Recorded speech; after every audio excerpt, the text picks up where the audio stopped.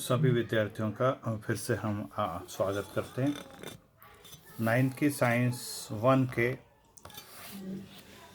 लिए आप अपनी किताब अपने हाथ में रखेंगे, क्योंकि कुछ बातें हैं जिसे अपने को अंडरलाइन करना है और साथ में इन बातों की सहायता से अपने को सीखना है कि दैनिक जीवन में उपयोग में आने वाले जो यौगिक वे कौन कौन से हैं। पेज नंबर 154 निकालेंगे, क्योंकि जो पिछले इसमें मैंने आपको जो 4 बातें बताई थी, उन 4 बातों को फिर से अपनी कॉपी में और साथ में जो स्वाध्याय दिया था वो भी अपनी कॉपी में लिखना अनिवार्य है। पिछले इसमें मैंने आपको बताया था खाने का जो नमक होता है NaCl, उसके बारे में बताया था।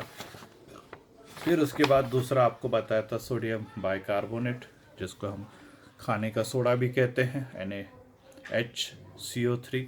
उसके अलावा ब्लीचिंग पाउडर अपन ने देखा था, या विरंजक चूर्ण, कैल्शियम ऑक्सीक्लोराइड CaOCl2। और उसके अलावा कपड़े धोने का सोडा Na2CO3.10H2O, अर्थात जिसके सहायता से हम कपड़ों को स्वच्छ करते हैं, या जिसको वॉशिंग पाउडर भी हम लोग कहते हैं। अब कुछ पेज नंबर 154 पे 5 ऊपर की तरफ 5 पदार्थ, या हम कहेंगे 5 यौगिकों के नाम दिए, जिसमें फिटकरी है, बोरेक्स है, इप्सम सॉल्ट है, बेरियम क्लोराइड है और सोडियम सल्फेट है।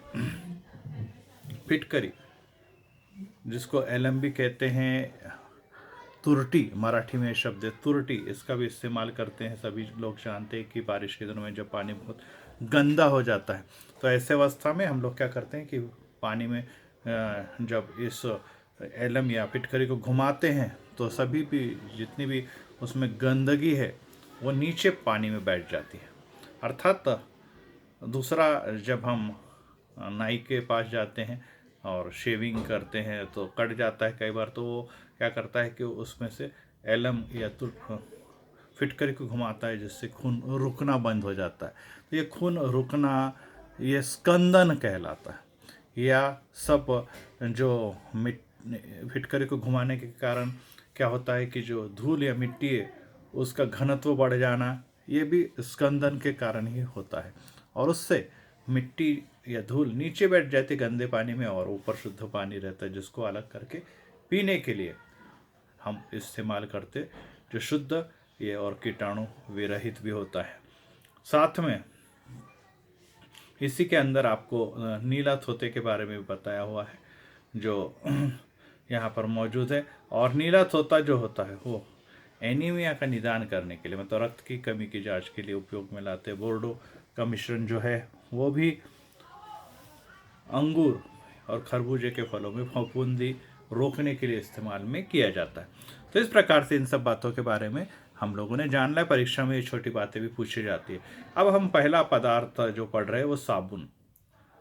साबुन जो है इसके बारे में हम लोग पढ़ेंगे। छोटी क्लास में भी हमने 7वीं या 8वीं में पढ़ा है कि साबुन जो है ये किस प्रकार से निर्मित होता है। लेकिन अब इस बार हम फिर से देखेंगे तेल या प्राणी की चर्बी, जिसमें सोडियम या पोटेशियम हाइड्रोक्साइड के साथ उबालने पे कार्बोक्सिलिक अम्ल और सोडियम या पोटेशियम लवण की निर्मित होती है। इन लवणों को ही साबुन कहते हैं। मतलब पोटेशियम हाइड्रोक्साइड लीजिए, उसके अंदर तेल या तो फिर चर्बी को मिलाइए, उसको मिलाकर उबालने पर ये साबुन निर्मित होता है। और साबुन का काम ये होता है कि साबुन के सहायता से हम लोग कपड़े धोते हैं, अपने शरीर को स्वच्छ करते हैं। तो ये झाग निर्माण करने वाला पदार्थ है। और इसमें कैल्शियम और मैग्नीशियम के लवण निर्मित होते हैं, और ये पानी में जो अघुलनशील पदार्थ है उसको शरीर से क्या करते, पृथक करते। मतलब जो झाग जो रहती है उसके अंदर हमारे शरीर का मैल या कपड़ों का मैल, वो उसको बांध लेते हैं, और झाग के साथ वे पानी से धोते समय वे उस कपड़े में से या उस शरीर में से पृथक हो जाते हैं। तो इस प्रकार से ये साबुन जो है ये एक यौगिक है, जो फिर से तेल और तेल युक्त पदार्थ और जिसमें पोटेशियम हाइड्रोक्साइड के साथ मिलाने पे प्राप्त होता है। अब रेडियोधर्मी पदार्थ, परीक्षा में पूछा जाता है कि रेडियोधर्मिता किसे कहते हैं। यूरेनियम, थोरियम और रेडियम, ऐसे तीन जो एक महत्वपूर्ण तत्व है, फिर से थोरियम, रेडियम और हम कहेंगे यूरेनियम, इनके परमाणु क्रमांक बहुत उच्च होते हैं और इसमें से कुछ अदृश्य, अभेद्य व उच्च दर्जे वाली किरणें निकलती है और ये स्वप्रेरणा से उत्सर्जित होती है, मतलब किसी कारण नहीं, अपने आप निकलती ही रहती है। जैसे आप लोगों ने देखा कि हमारे एक लाइट आता है लाल, या उसको हम लोग दबाते हैं तो एक तीव्र एक किरणें निकलती है, लाल रंग की किरणें निकलती है और उसकी सहायता से बहुत दूर तक हो जाती है और बहुत चमकदार रहती है।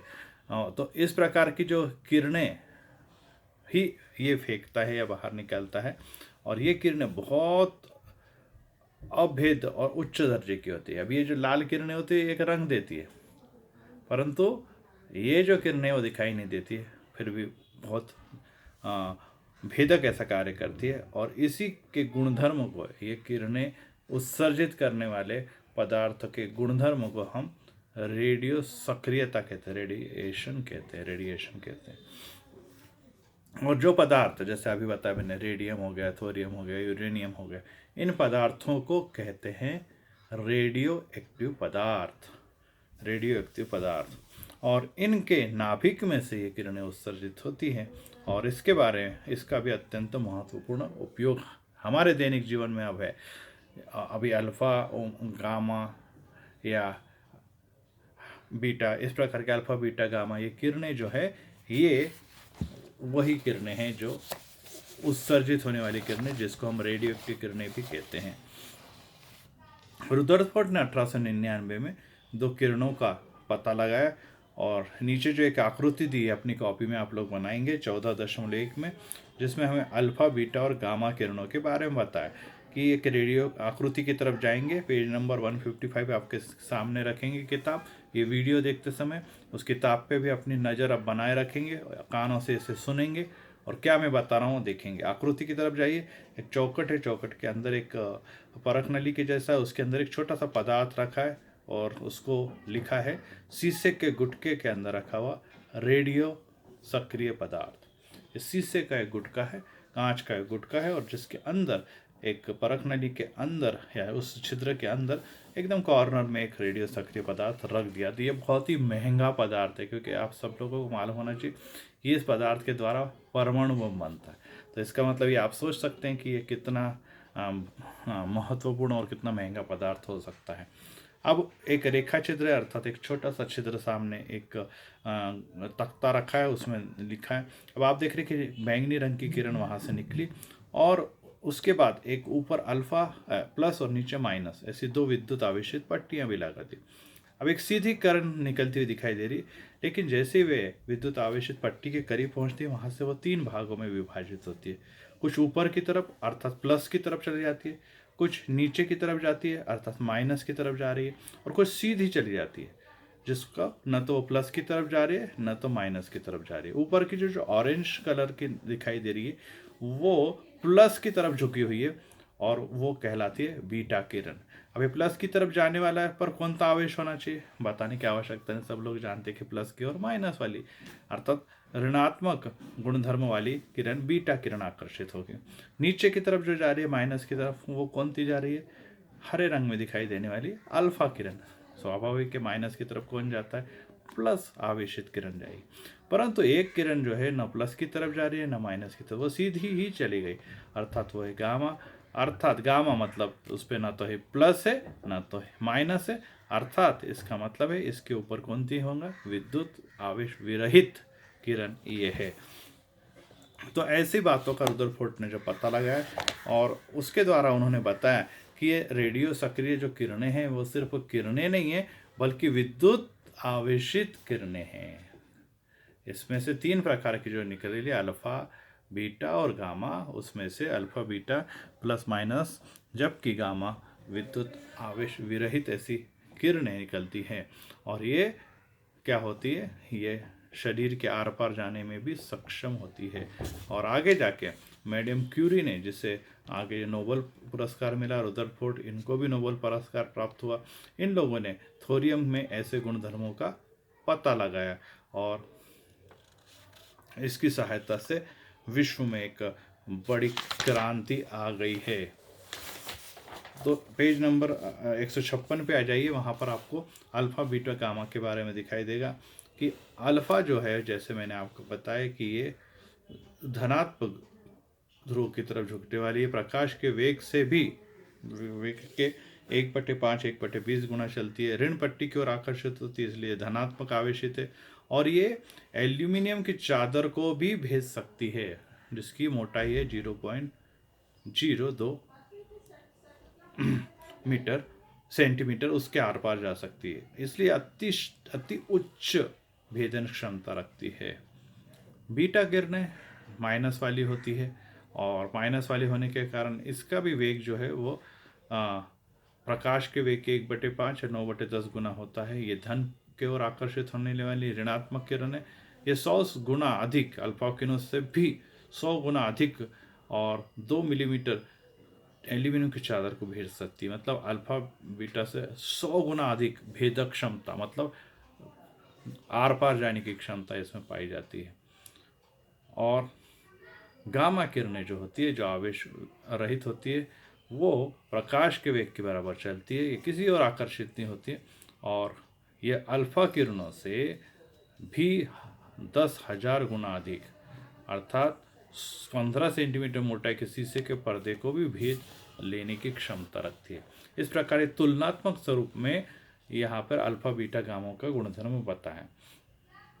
अब इसका उपयोग कहाँ होता है? कई बार पूछा जाता है कि अल्फा बीटा का किरणों का उपयोग कहाँ जाए, और ये आपने लिखा भी आपकी कॉपी में। तो लिखते समय हम लोगों ने ये लिखा है कि आजकल विभिन्न क्षेत्रों में इसका बहुत उपयोग हो रहा है, जैसे अनुसंधान, वैज्ञानिक अनुसंधान में इसका उपयोग हो रहा है। उसके बाद कृषि के क्षेत्र में इसका उपयोग होता है, उद्योग के क्षेत्र में, औषधि के क्षेत्र में, वनस्पति के क्षेत्र में इसका उपयोग किया जाता है। अब कैसा कैसा उपयोग होता है वे आगे हम डिटेल में पढ़ेंगे, लेकिन ये किरणों के बारे में आगे जाके मैडम क्यूरी और आयरीन क्यूरी नाम के दंपत्ति ने या पति पत्नी ने इसके बारे में खोज करके इन्हें आगे जाकर नोबेल पुरस्कार मिला है 1935 में।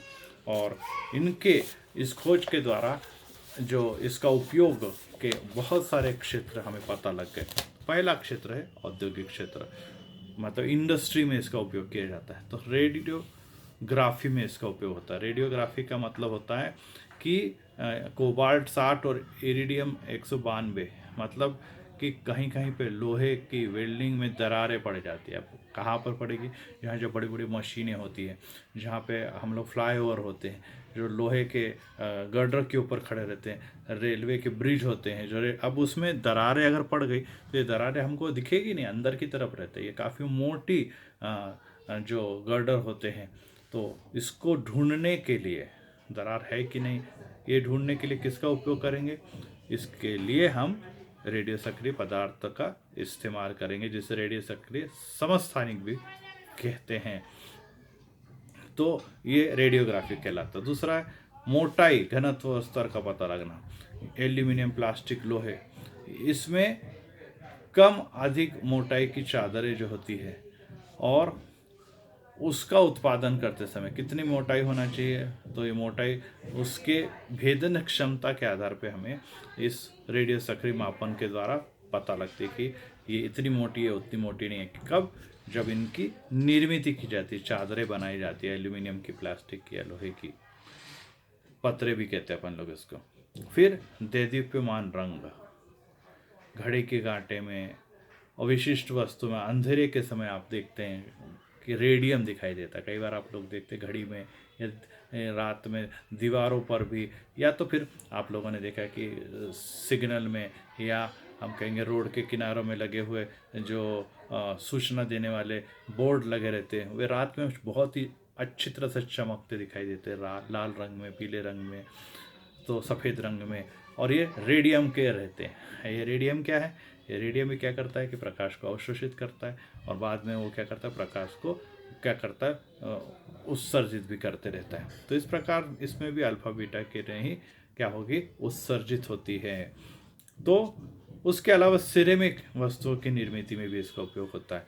सिरेमिक मतलब कांच, जैसे हम लोग कहें कि चीनी मिट्टी, चीनी मिट्टी की जो बातें होती है उसके अंदर इसका